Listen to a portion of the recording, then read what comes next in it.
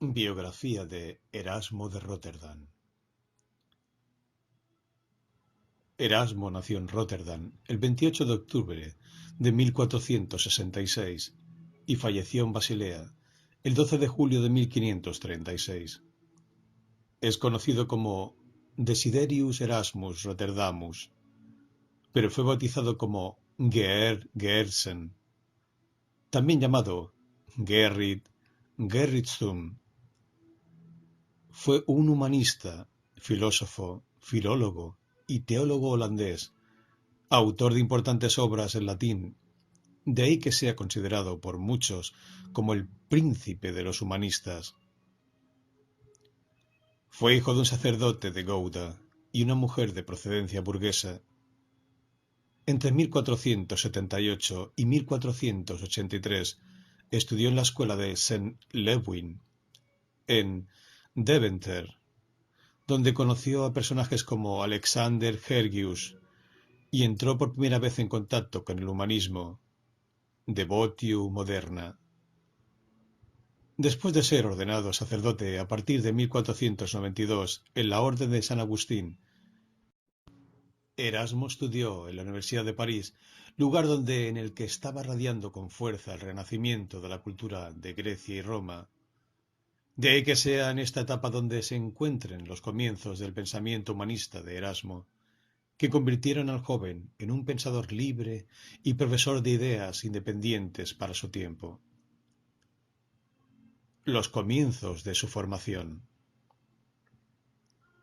Erasmo viajó a Londres entre 1499 y 1500, donde tuvo la oportunidad de conocer a John Colet, Universidad de Oxford, que le enseñó muchas cosas sobre la vida de San Pablo, entre otras muchas cosas, manteniendo con él una larga conversación sobre el modo de efectuar una lectura verdaderamente humanista de la Biblia, lo que marcaría profundamente su forma de pensar.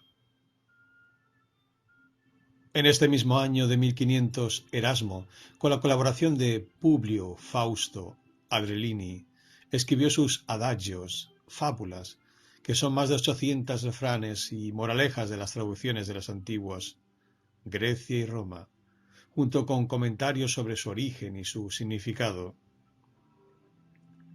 Algunos de estos refranes se siguen utilizando en el día de hoy.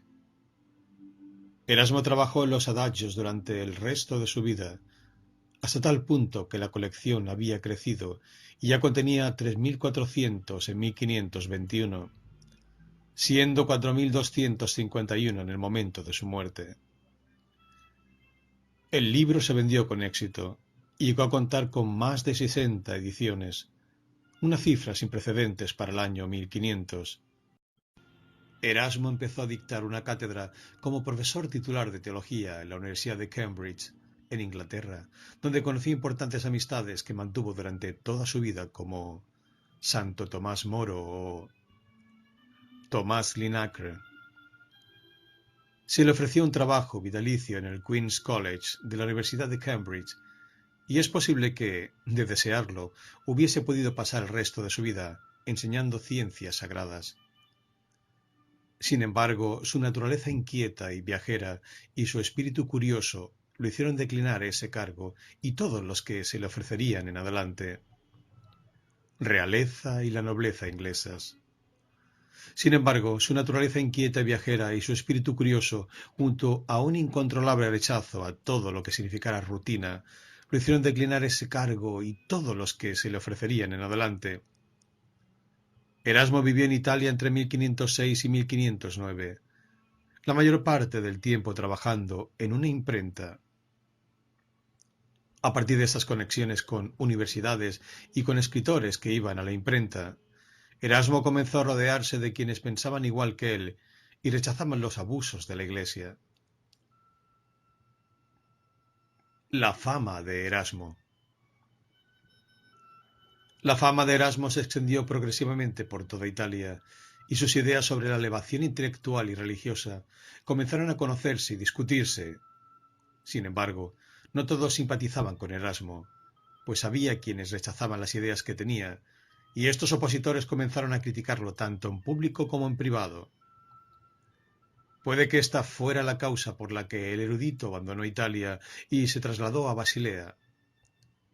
No sabemos cuál de las tres instituciones educativas en las que estuvo internado Erasmo fue la causante del profundo rechazo que sintió toda su vida hacia la autoridad.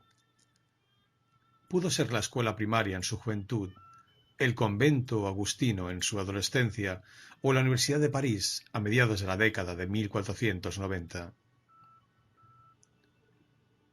Las críticas de Erasmo.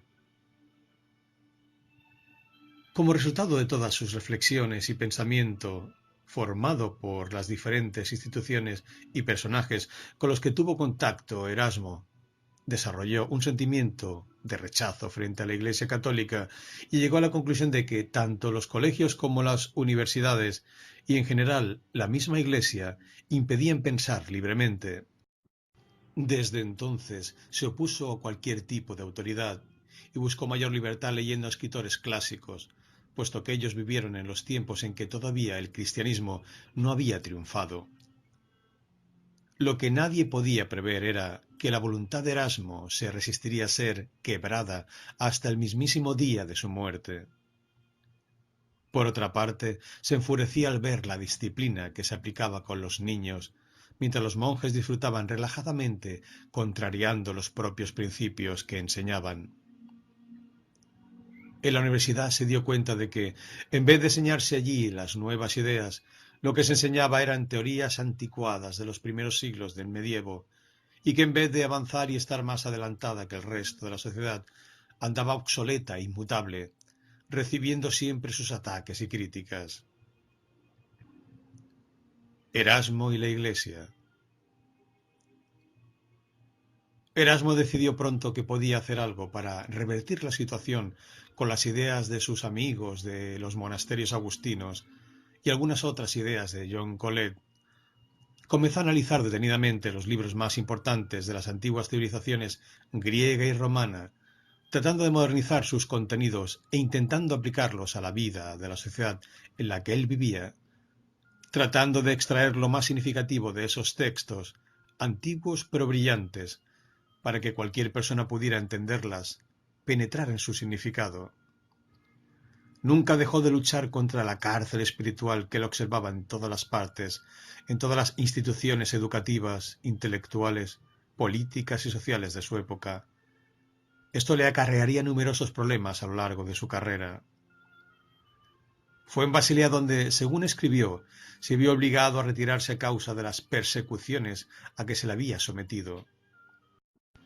Erasmo sintió la calidez de ese país, que lo recibió con hospitalidad y cordiales atenciones, y una vez más se rodeó de amigos y seguidores que habían comenzado a creer en él y en sus ideas.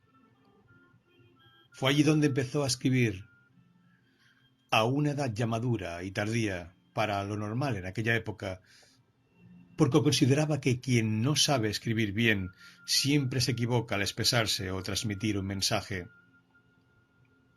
Por eso se preocupó primero de convertirse en un verdadero maestro en el uso de la prosa en lengua latina.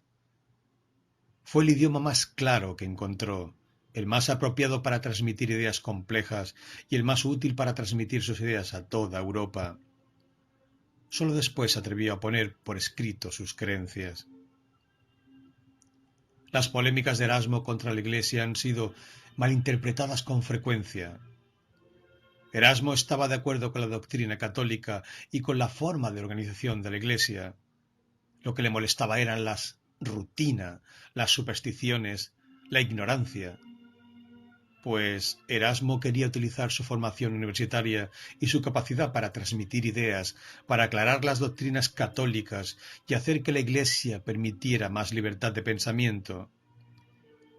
Estos dos objetivos no eran compartidos por los obispos del siglo XVI.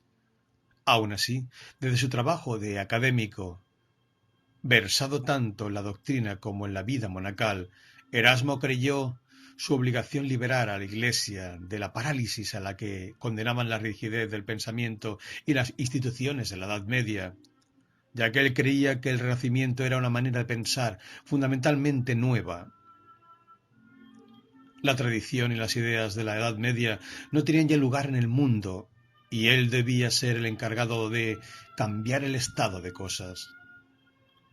Si se considera que la convicción de Erasmo era educar, para que el estudiante pudiese dudar de la administración y los asuntos públicos de la Iglesia y del gobierno, sus aparentes contradicciones desaparecen y comienza a visualizarse con claridad la enorme coherencia de su obra, mantenida con firmeza a través de los años y las décadas.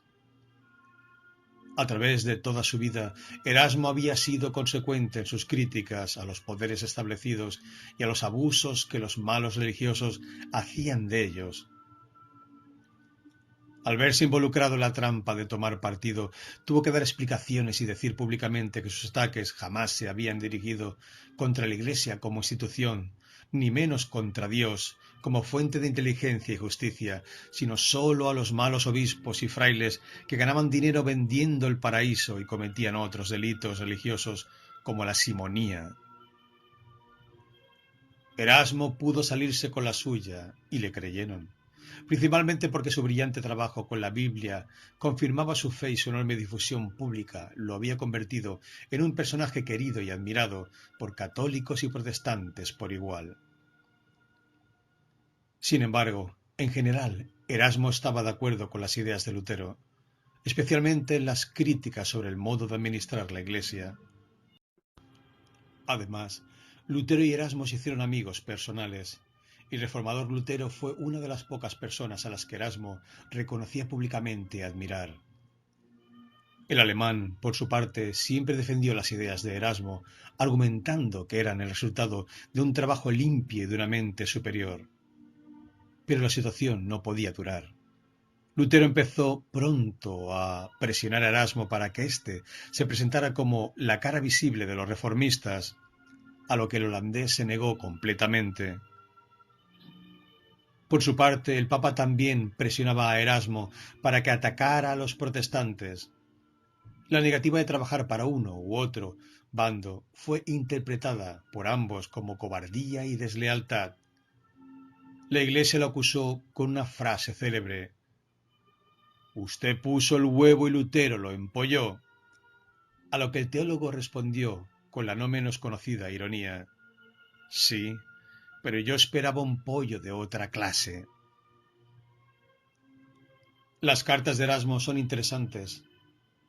Hay en ella 500 hombres, de los más destacados del mundo de la política y el pensamiento, que le escribían para pedir su ayuda, su apoyo o su consejo.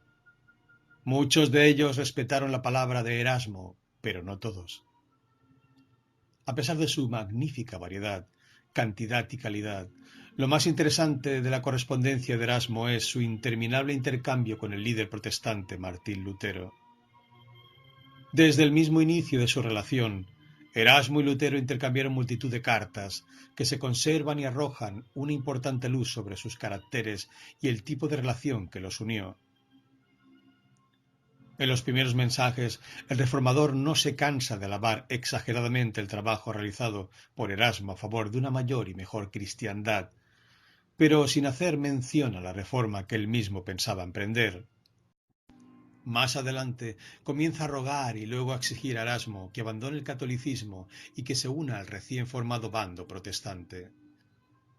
Erasmo responde con palabras de comprensión, respeto y simpatía hacia la causa reformista, pero como era habitual en él, se negaba amablemente a comprometerse con ningún tipo de actitud partidista. Explica a Lutero que el hecho de convertirse en un líder religioso a su lado destruiría su reputación como estudioso y pondría en peligro sus obras de pensamiento puro, un trabajo que le había llevado décadas y que era su único interés y el objetivo de su existencia. Lutero le responde que, al revés de lo que opina Erasmo, la única manera de poder efectuar una reforma real y completa de la Iglesia es abandonando los libros y convirtiéndose de hecho en un líder espiritual del pueblo. Erasmo reconoce que el gran aporte de Lutero ha sido reunir y organizar los hasta entonces desparramados intentos de reforma. Le agradece sus desvelos y su valentía, pero se niega definitivamente a unirse a él en su tarea. Sin que lo supiera, el apoyo de Erasmo al desarrollo del luteranismo tuvo en la región un efecto contrario al que él deseaba.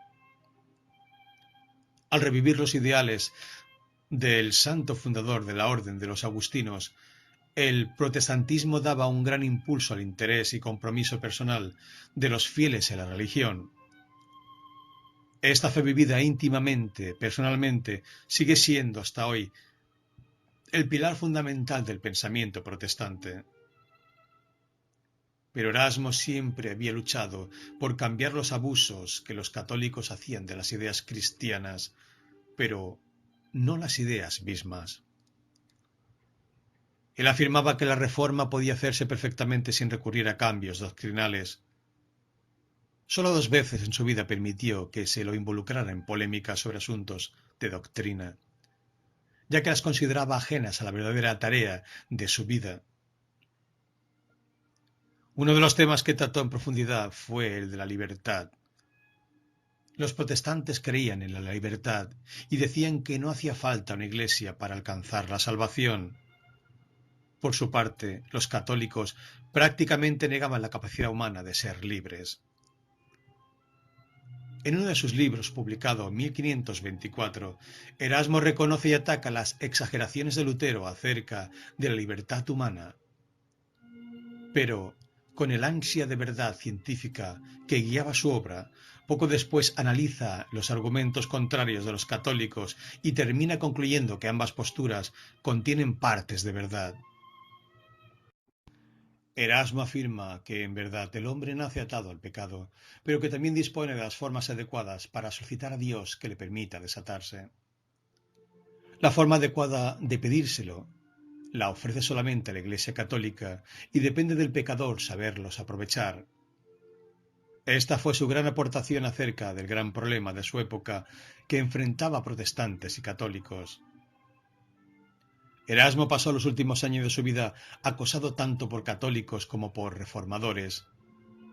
Esos tiempos fueron amargados por duras disputas con hombres a los que Erasmo había querido y respetado en el pasado, pero que no le perdonaron el hecho de no haber querido tomar partido e intentaban desprestigiarlo en su ancianidad. La más notable disputa de palabras fue la que sostuvo con Ulrich von Hutten, un estudioso brillante, pero de carácter inestable, que se había volcado al luteranismo con toda la fuerza de su corazón. Hutten dijo que Erasmo, si le queda algo de decencia, tiene que hacer lo mismo. En su libro de 1523 acusa a Hutten de haberlo malinterpretado acerca de su apoyo a la reforma y reafirma su férrea determinación de no tomar partido en la disputa, cualesquiera que fuesen los argumentos que las partes en pugna intentaran utilizar para convencerlo. La ciudad suiza de Basilea, donde residía Erasmo, se adhirió oficialmente en 1529 a la Reforma, por lo que el sabio se alejó de allí y estableció su residencia en la ciudad imperial de Friburgo. La poblaban muchos católicos, y parece ser que resultó más fácil para Erasmo mantener su independencia intelectual allí que en Basilea. Erasmo continuó en Friburgo con su incansable actividad literaria, llegando a concluir su obra más importante de este período, el Eclesiastés, paráfrasis del libro bíblico del mismo nombre, en la cual el autor afirma que la labor de predicar es el único oficio verdaderamente importante de la fe católica. Erasmo se desplazó poco después de la publicación de este libro a la ciudad de Basilea una vez más. Hacía 6 años que había partido, y de inmediato se acopló a la perfección con un grupo de estudiosos que ahora analizaban detalladamente la doctrina luterana. Fue esta la última ruptura con el catolicismo que Erasmo mantendría hasta el fin. Murió en Basilea en 1536. Las obras de Erasmo produjeron una verdadera revolución intelectual en toda Europa, influenciando autores contemporáneos y posteriores. La consecuencia más importante fue que por primera vez se tradujo la palabra de Cristo al alemán y al inglés. Por otra parte, la increíblemente difundida popularidad de sus obras, traducidas del latín a las lenguas vernáculas y escritas en un lenguaje simple y directo, puso los más complejos problemas religiosos al alcance de todos los lectores del continente. universalizando y haciendo accesibles numerosas cuestiones que hasta ese momento habían sido exclusivas de una pequeña élite intelectual eclesiástica. Erasmo hizo pensar en los sabios de su tiempo, y también, gracias a su lenguaje sencillo y agradable, a la gente común de aquellos años. Pero en los últimos años de su vida, el mundo se había vuelto muy ingrato. Católicos y evangélicos se enfrentaban unos contra otros, se mataban, torturaban, quemaban y además, a veces, se peleaban entre sí con tanto odio como si se tratara de los peores enemigos y no de compañeros de religión.